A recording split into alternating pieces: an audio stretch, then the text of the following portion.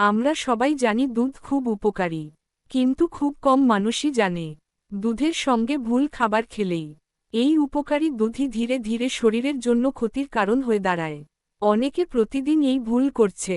পেটের সমস্যা, গ্যাস, বদহজম, ত্বকের চুলকানি সবই হচ্ছে, কিন্তু কেউ বুঝতেই পারছে না আসল কারণটা কি। আজকের ভিডিওটা শেষ পর্যন্ত দেখুন, নইলে অজান্তেই আপনি নিজের শরীরের ক্ষতি করতেই থাকবেন।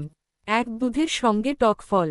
দুধের সঙ্গে লেবু, কমলা, আনারস, তেঁতুল খেলে দুধ হজমে বাধা পায়, পেট ব্যথা, বমি ভাব, ডায়রিয়ার মতো সমস্যা দেখা দিতে পারে।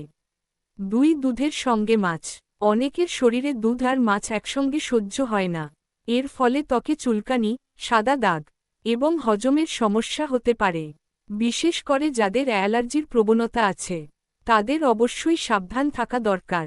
3, দুধের সঙ্গে নোনতা খাবার। চিপস, চানাচুর, পকোড়ার মতো নোনতা খাবার দুধের সঙ্গে খেলে গ্যাস, পেট ভার এবং বদহজমের সমস্যা তৈরি হয়। 4, দুধের সঙ্গে কলা। সব মানুষের শরীর একরকম নয়। যাদের ঠান্ডা লাগে, কাশি থাকে অথবা পেট ভার হওয়ার সমস্যা আছে তাদের জন্য দুধ আর কলা একসঙ্গে খাওয়া ঠিক নয়। 5, দুধের সঙ্গে ঝাল খাবার।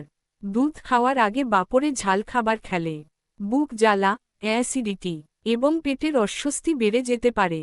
দুধ অবশ্যই উপকারী খাবার, কিন্তু সঠিক নিয়ম না জানলে এই উপকারী জিনিসই শরীরের ক্ষতি করতে পারে।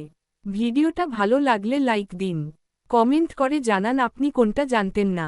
আর এমন আরও গুরুত্বপূর্ণ স্বাস্থ্য ভিডিও পেতে চ্যানেলটি সাবস্ক্রাইব করতে ভুলবেন না।